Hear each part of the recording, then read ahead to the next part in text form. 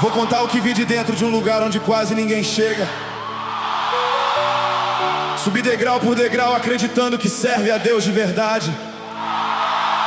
Acreditei no sistema, nas palavras e nos líderes sem questionar. Mas quando cheguei perto demais do topo, algo começou a quebrar. Porque virá tempo em que não suportarão a sã doutrina. Esse tempo chegou e eu ainda não sabia que estava dentro dele.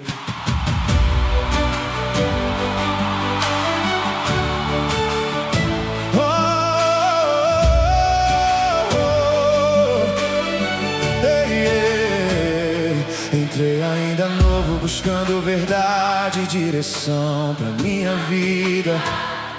Eles tinham resposta pronta para tudo que eu perguntava. A organização parecia firme, bonita e espiritualmente segura. A disciplina me impressionou mais do que eu consegui perceber. Achei que finalmente tinha encontrado o caminho certo. Entregou-lhe minha confiança inteira, sem medo de errar. Fui crescendo rápido porque acreditei em tudo honestamente. Servia sem reclamação porque descobri que aquilo agradava a Deus. Cada nova carga parecia sinal de aprovação espiritual. Me ensinaram que subiram, queriam estar mais perto da verdade. Eu queria ser aprovado, então continuei sem questionar, sem perceber que também estava aprendendo a obedecer. Sem pensar, cheguei ao topo e o topo era vazio. O que parecia a luz era só controle.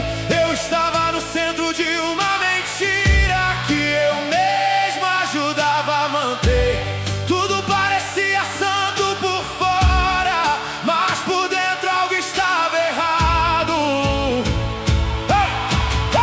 No penúltimo nível me mostraram coisas escondidas dos membros, documentos financeiros que ninguém lá embaixo poderia conhecer. O dinheiro do povo não seguiu o caminho que pregávamos. Falávamos de missão, ajuda e reino nos sermões, mas os números contavam uma história diferente. E alguma coisa dentro de mim começou a quebrar. Vi líderes vivem, vi o dinheiro do povo financiar a vida dos líderes, enquanto ensinávamos embaixo que sofrer era fidelidade. Gente simples dando tudo, enquanto poucos recebiam muito. Mas nada me destruiu tanto quanto descobrir os bastidores. No nível mais alto, ensinaram técnicas usadas nos cultos. A música era calculada para mexer com a emoção das pessoas. O jeito de falar seguia padrões para conduzir sentimentos. Lá em cima chamavam de indução emocional. Lá embaixo chamávamos simplesmente de unção. Aprendi como criar culpa e depois oferecer alívio. Aprendi como fazer alguém depender espiritualmente da liderança. E o mais difícil foi perceber que eu fiquei bom nisso. Bom em prever lágrimas, decisões e respostas emocionais. Comecei a perceber que muitas experiências não eram espontâneas, e aquilo começou a me destruir por dentro. Cheguei ao topo e o topo era vazio. O que parecia luz era só controle. Eu estava no centro de uma mentira que eu mesmo ajudava a manter. Tudo parecia santo por fora, mas por dentro algo estava errado. Comecei a perder o sono pensando no que estava vendo. Subir no púlpito já não parecia a mesma coisa. Minha própria voz começou a soar estranha pra mim. como se eu estivesse repetindo algo que não acreditava mais. Procurei alguém acima de mim, respostas pedindo honestas, esperando ouvir algo que explicasse tudo aquilo. Ele me olhou como quem já sabia Naquela conversa, e disse que eu havia chegado longe demais, para questionar. que certas dúvidas poderiam trazer consequências sérias. Naquele instante eu entendi o tamanho do problema. Não era ignorância nem erro sem intenção. Tinha gente consciente do que estava fazendo. Cheguei ao topo E o topo era vazio, o que parecia luz era só controle, eu estava no centro de uma uma mentira. que eu mesmo ajudei a construir. Mas foi quando tudo caiu que comecei a procurar a verdade. Não há nada oculto que não venha a ser revelado. O que estava escondido foi revelado para mim. E depois de ver certas coisas, você não consegue mais fingir que não viu. Na próxima faixa vou contar sobre o preço de saída, porque descobrir a verdade foi difícil, mas abandonar tudo custou ainda mais.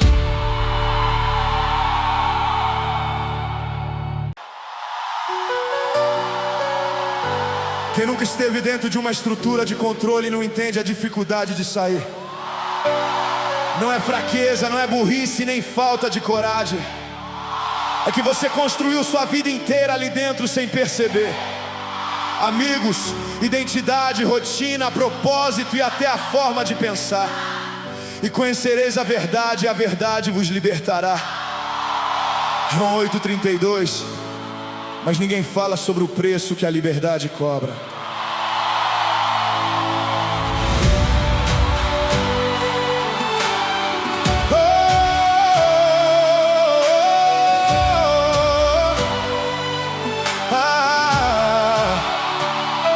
A primeira pessoa para quem contei foi minha esposa. Achei que ela reagia mal ao ouvir minhas dúvidas, mas ela ficou em silêncio, olhando para o chão. Depois disse que também carregava perguntas há anos. Só nunca falei porque aprendi que dúvida era pecado. E naquele dia choramos pela primeira vez juntos. Percebemos como tínhamos moldado nosso jeito de pensar. Questionar parecia ataque espiritual e não reflexão honesta. Toda dúvida vinha incluída de culpa e medo, como se pensar sozinho era um perigo para a fé. Desfazer aquele condicionamento levou muito tempo, mas perguntar veio aparecer algo saudável. Sair custou a rede, custou a identidade, mas ficar custaria algo que eu não poderia perder. A verdade parece cara antes da decisão, mas depois você percebe o tamanho da prisão. Eu perdi muita coisa no caminho, mas comecei finalmente a respirar. Quando comunicamos nossa saída, tudo mudou depressa. Pessoas que chamávamos de irmãos desapareceram do nada. Mensagens ficaram sem resposta por semanas inteiras. Convites sumiram como se nunca fizeram existido. Gente que esteve na nossa mesa virou o rosto, e aquilo foi confirmado mais do que qualquer argumento. O isolamento era uma técnica que eu conhecia bem, porque eu mesmo já tinha ajudado a aplicar em outros. Pessoas que saíam eram tratadas como ameaça espiritual. E agora eu senti na pele o mesmo processo. Reconhecer meu papel nisso doeu mais que o abandono, porque eu lembrava dos rostos que também feri. Me arrependo de cada pessoa que ajudai a silenciar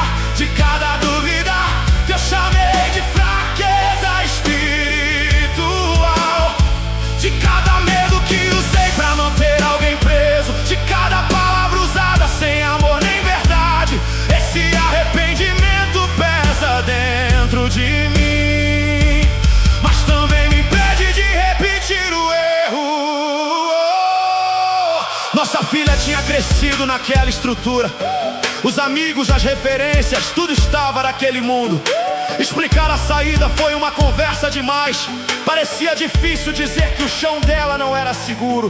Ela fez perguntas que partiram do meu coração, mas também mostrou que já havia percebido coisas erradas.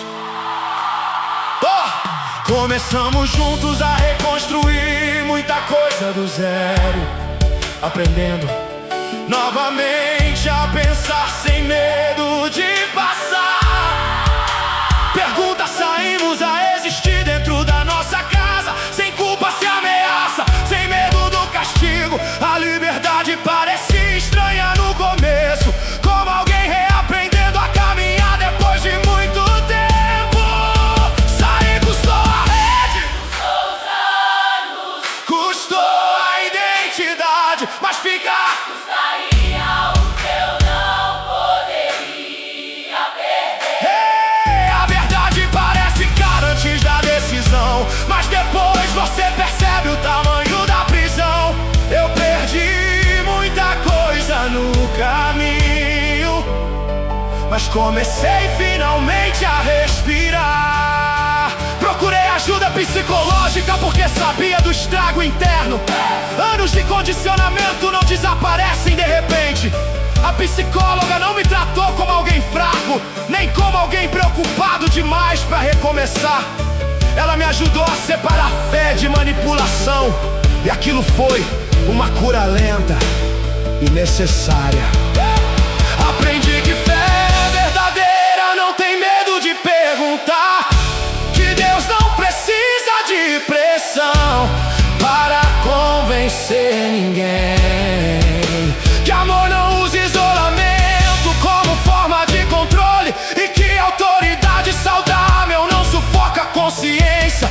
Tudo aquilo que parecia normal antes começou a mostrar o quanto era adolescente. Me arrependo de cada Pessoa que ajudarei a silenciar, de cada dúvida, eu chamei de fraqueza espiritual. mas hoje transformo culpa em responsabilidade, porque negar o passado não muda nada se eu causei dor enquanto estava cego. Agora quero ajudar pessoas a enxergar. Sede seguras como as serpentes e simples como as pombas. Sair não foi um evento, foi um processo longo, e ainda havia muita coisa quebrada dentro de mim. Mas pela primeira vez eu comecei a entender a diferença entre servir uma estrutura construída por homens e procurar o Deus que existe além dela.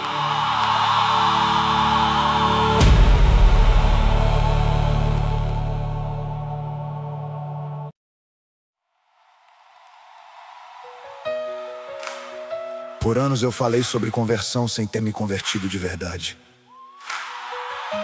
Guiei as pessoas em orações enquanto eu mesmo continuava perdido.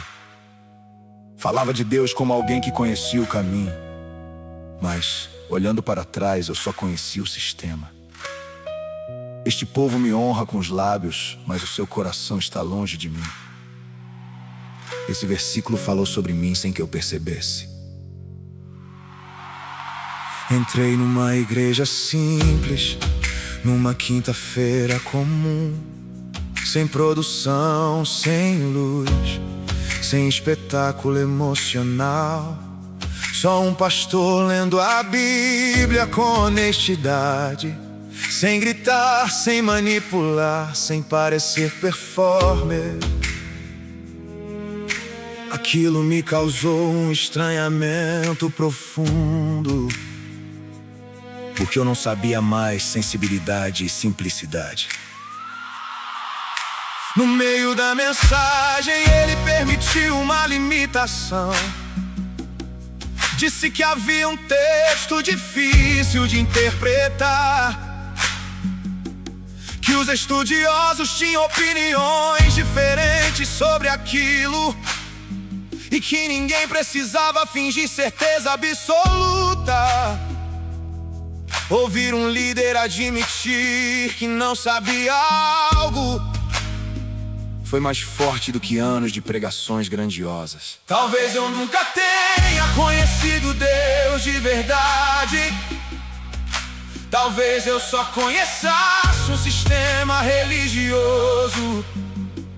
Mas alguma coisa começou a nascer ali, num lugar simples, sem performance nem pressão. Pela primeira vez em muitos anos, a fé parecia segura para respirar. Depois do culto, fiquei esperando todo mundo sair, sem saber exatamente o que queria dizer ao pastor. Contei parte da história que eu carregava comigo: os anos, as dúvidas, o peso e a culpa. Ele ouviu sem interromper nenhuma vez, sem cara de julgamento ou superioridade. Depois me disse algo que nunca vou esquecer: que a Bíblia já alertava sobre falsos ensinos, que estruturas de controle não eram novidade e que Deus não se confundia com aquilo. Disse que sair daquele lugar não era abandonar Deus, mas talvez fosse a primeira vez procurando por Ele. sair custou a rede, custou os anos, custou a identidade, mas ficar custaria algo maior dentro de mim.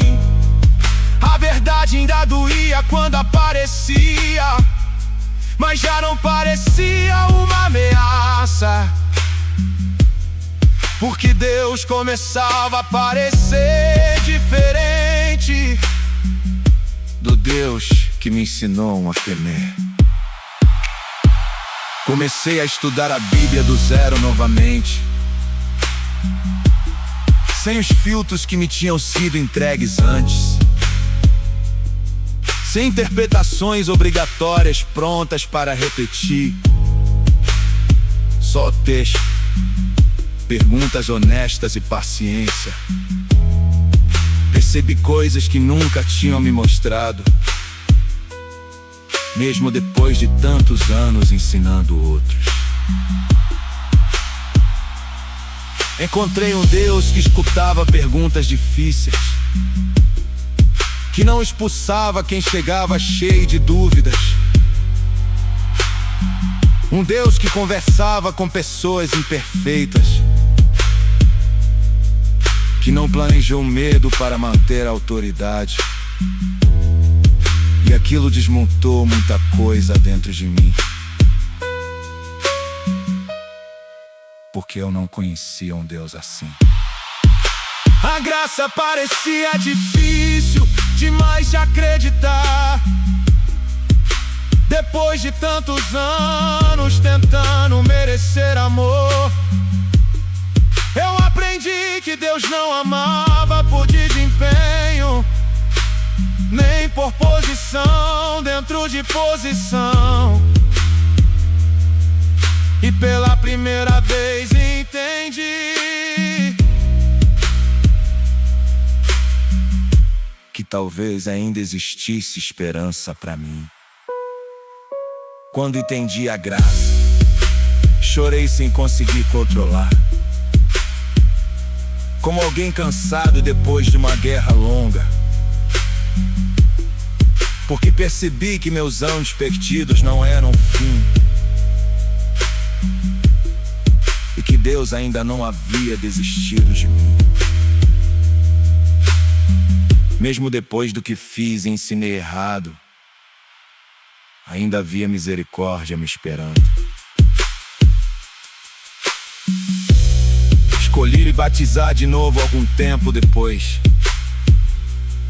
não por ritual, nem por obrigações religiosas, mas porque marcar queria um novo começo. Dessa vez sabia em quem estava crendo. Saía aquela água diferente por dentro, mais leve e também mais responsável. Talvez eu nunca tenha conhecido Deus de verdade, mas Ele ainda assim me conhecia completamente. Mesmo perdido dentro de uma mentira, Ele continuou me chamando pelo nome. E foi quando tudo parecia destruído que finalmente comecei a enxergar.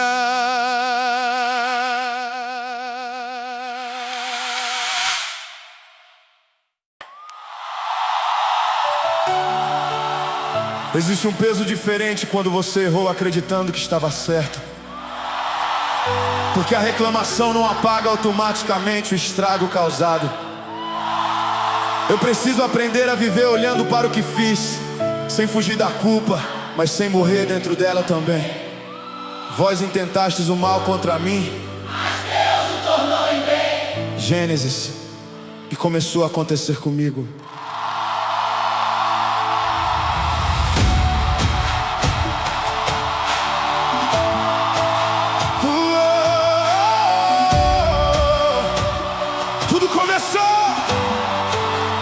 Tudo começou numa conversa com uma família ferida.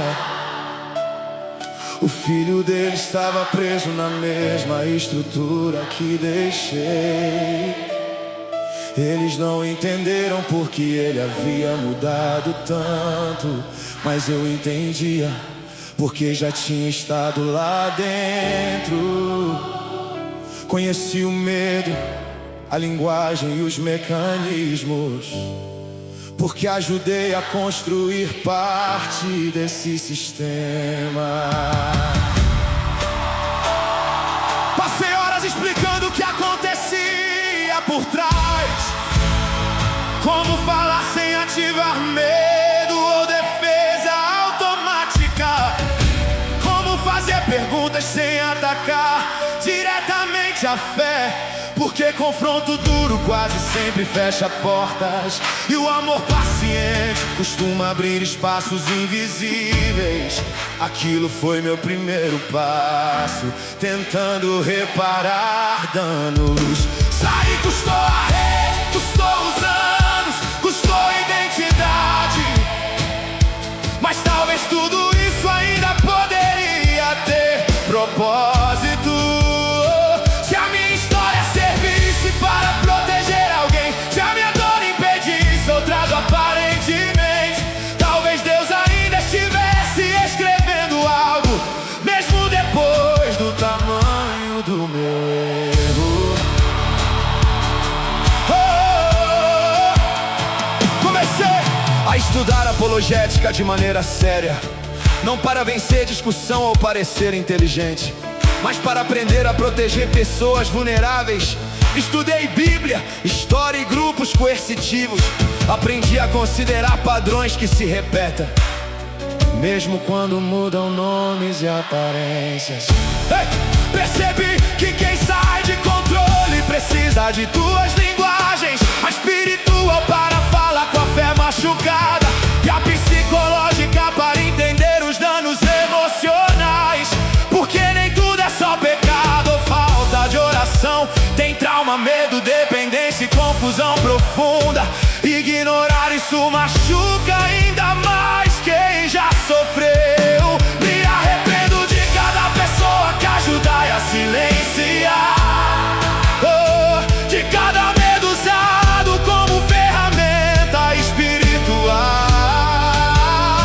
de cada culpa colocada sobre pessoas vulneráveis. Mas não é só olhar pra trás, também é mudar a direção e reconstruir, mesmo sabendo que algumas marcas ficam.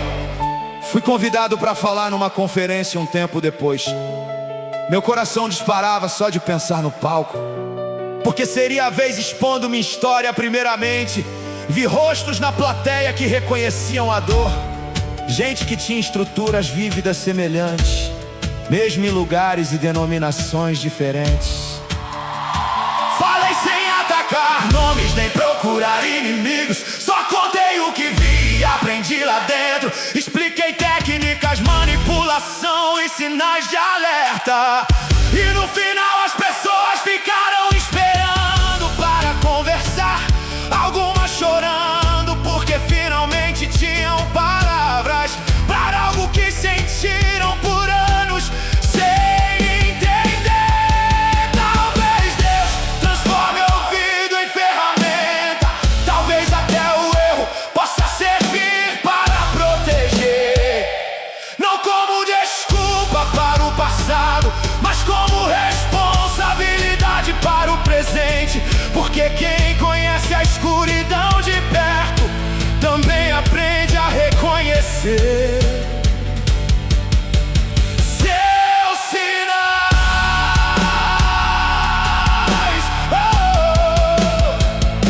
Criei materiais de estudo e entreguei gratuitamente, porque proteção não poderia virar negócio financeiro. Eu já tinha visto o estrago da fé vendida, não queria repetir nenhuma peça desse sistema. Conhecimento que salva a gente precisa circular livre, sem virar moeda de manipulação outra vez.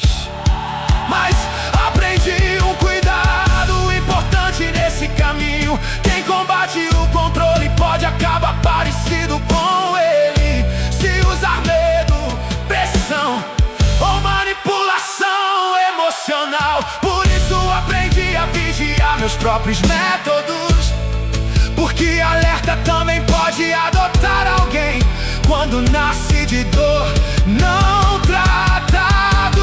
Sair custou a rede, custou os anos, custou a identidade. Hey, mas talvez minha história ainda possa servir, se uma pessoa enxergar aquilo que eu não vi. Se uma família aprendeu a não desistir cedo, então talvez os anos dentro da mentira não tenham sido completamente perdidos.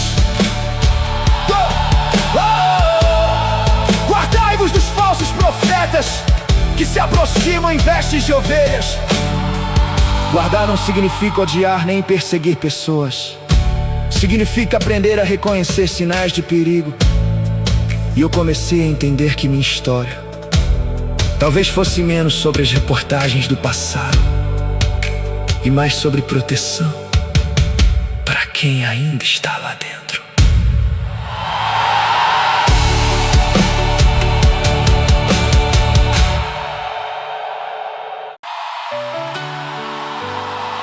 Essa é a parte mais honesta da minha história,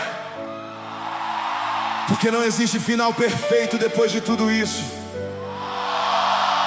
Eu não saí da estrutura e virei alguém sem cicatriz. Ainda existem lembranças que me visitaram em silêncio. A minha graça te basta, porque o meu poder se aperfeiçoa na fraqueza. E foi nessa fraqueza que aprendi a continuar vivendo.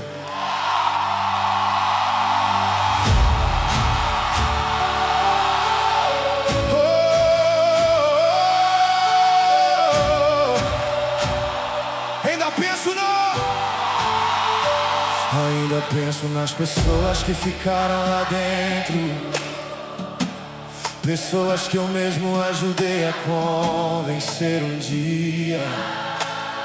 Gente sincera tentando gostar a Deus honestamente, sem perceber os mecanismos ao redor delas. Às vezes lembro dos nomes e dos rostos específicos, e isso ainda pesa mais do que posso explicar. Oro por elas de um jeito muito particular, porque conheço os medos que mantêm alguém preso. Conheço as frases usadas para silenciar perguntas. Conheço a culpa colocada sobre qualquer dúvida. Então peço a Deus que faça com elas o mesmo que um dia começou a fazer comigo. Cheguei ao topo e o topo era vazio. O que parecia luz era só controle, mas Deus me encontrou no meio da queda, quando tudo parecia perdido. carrego parte do peso, mas não carrego sozinho. Agora existem pessoas pra quem nunca pude pedir perdão, porque não sei onde estão, nem como encontrá-las. Gente que confiou em mim como voz espiritual e recebeu respostas que hoje me machucam lembrar. Só me resta transformar arrependimento em atitude e fazer diferente enquanto ainda existe tempo. Minha filha cresceu aprendendo algo importante, que fé saudável não tem medo de perguntas difíceis, que Deus não precisa esconder investigação sincera, nem castigar quem tenta entender melhor. Hoje vejo nela uma liberdade que eu não tive. Isso me faz acreditar que valeu a pena sair. Sair custou a rede, custou os anos, custou a identidade, mas ficar teria custado muito mais por dentro. A verdade machuca antes de libertar, mas prisão confortável continua sendo prisão. E eu prefiro uma fé cheia de perguntas do que certezas construídas sobre medo. Minha esposa e eu reconstruímos nossa fé juntos, sem posição, sem controle, sem medo de pensar. Aprendemos a discordar sem transformar isso em pecado, a conversar sem culpa e sem ameaça espiritual. Pela primeira vez a caminhada parece leve, mesmo carregando marcas do caminho antigo. O trabalho com pessoas continua acontecendo devagar. Ex-membros, famílias ouviram, gente tentando recomeçar. Percebi que os mecanismos mudam de roupa, mas quase sempre funcionam do mesmo jeito. Controle usa medo, independentemente da doutrina. Importância padrões salva muita gente. Me arrependo de cada pessoa que ajudei a silenciar, de cada medo chamado de cuidado espiritual. Mas tristeza também é mudança de direção. Não adianta viver preso apenas na culpa. Se Deus ainda permite que minha história sirva para alguém encontrar saída. Se você está ouvindo isso e sente medo de perguntar, talvez exista algo dentro de você acordando. Líder saudável não pune dúvida honesta. Fé verdadeira não precisa sufocar pensamento. E Deus não perde autoridade porque alguém ligou. Ele continua sendo Deus, mesmo diante das perguntas. e se você ama alguém preso numa estrutura assim, talvez amor paciente funcione mais do que confronto, porque a acusação costuma fortalecer as defesas, mas a presença constante abre pequenas brechas. Às vezes a saída começa numa conversa simples, ou numa pergunta feita sem violência. Cheguei ao topo E o topo era vazio, o que parecia luz, era só controle. mas Deus ainda era maior que tudo aquilo, maior que os anos, os danos. E os erros, Ainda carrego parte do peso, mas agora Deus carrega comigo. provai todas as coisas e retende o que é bom. Provar também significa perguntar e examinar. Isso nunca foi pecado. Se você está dentro de algo que controla sua consciência, seus vínculos e suas perguntas, saiba, existe vida do outro lado. Eu sei porque um dia também achei que nunca conseguiria sair. E ainda quebrado, descobri que Deus estava esperando por mim.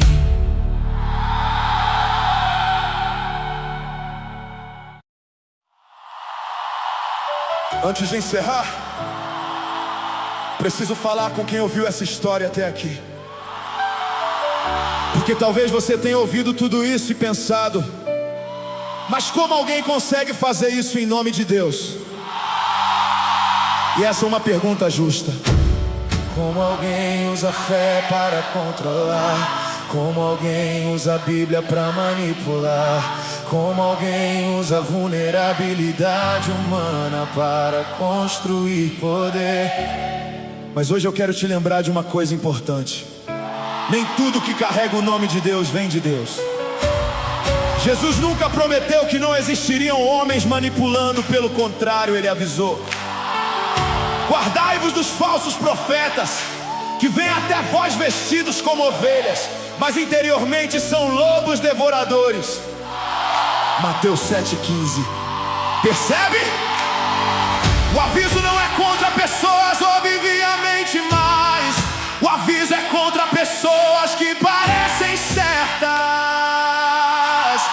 Gente que fala bonito, gente que parece espiritual, gente que conhece versículos, gente que sabe exatamente o que dizer para convencer. E talvez você esteja aqui carregando marcas de uma liderança abusiva, marcas de culpa espiritual, marcas de medo, marcas de manipulação. Talvez você tenha acreditado que perguntar era rebelde, que pensar era pecado, que sair era abandonar Deus. Mas eu preciso te dizer uma coisa com toda honestidade: homens podem falhar com você, homens podem manipular você, homens podem usar o nome de Deus de forma errada, mas isso não muda quem Deus é. O erro do homem não anula a verdade do Evangelho. Talvez o homem tenha prejudicado sua confiança, mas Deus não é um homem que te machucou. Talvez você tenha usado um púlpito para controlar você, mas Jesus nunca controlou ninguém pelo medo. Jesus fez perguntas, Jesus ouviu dúvidas, Jesus se aproxima de gente quebrada, Jesus não esmagou quem estava ferido. E talvez o que mais machuca seja perceber quanto tempo foi perdido. Anos, relacionamentos, dinheiro, confiança. Mas deixa eu falar algo que aprendi da forma mais difícil: Deus sabe trabalhar com ruínas. O homem pode ter destruído muita coisa, mas Deus ainda construiu em cima dos pedaços.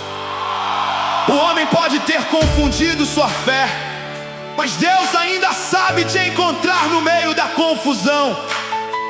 O homem pode ter portas fechadas, mas Deus continua sendo especialista em recomendações, porque a cruz é justamente sobre isso, sobre Deus pegando aquilo que parecia derrota definitiva e evoluindo em redenção.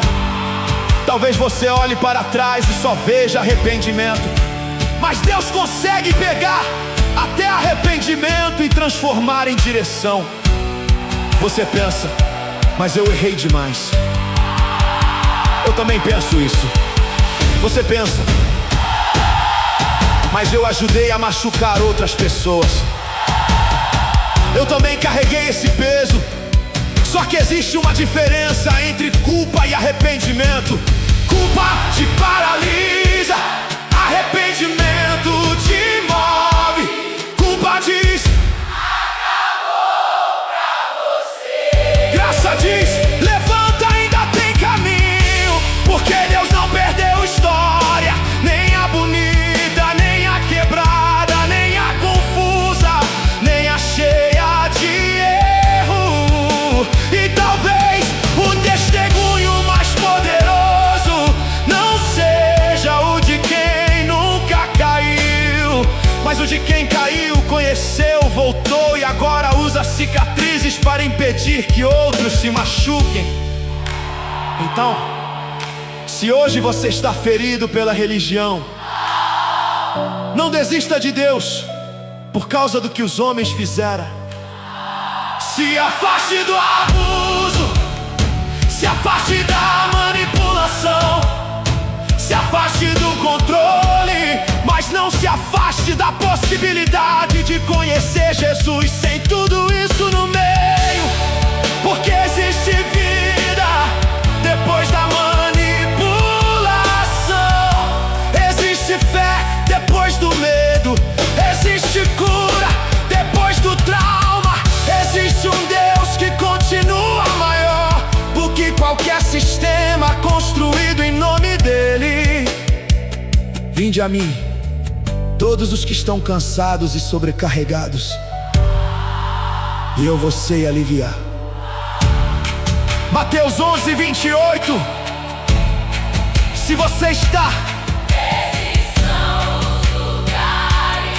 não do fim da sua fé, mas do começo de uma fé finalmente livre.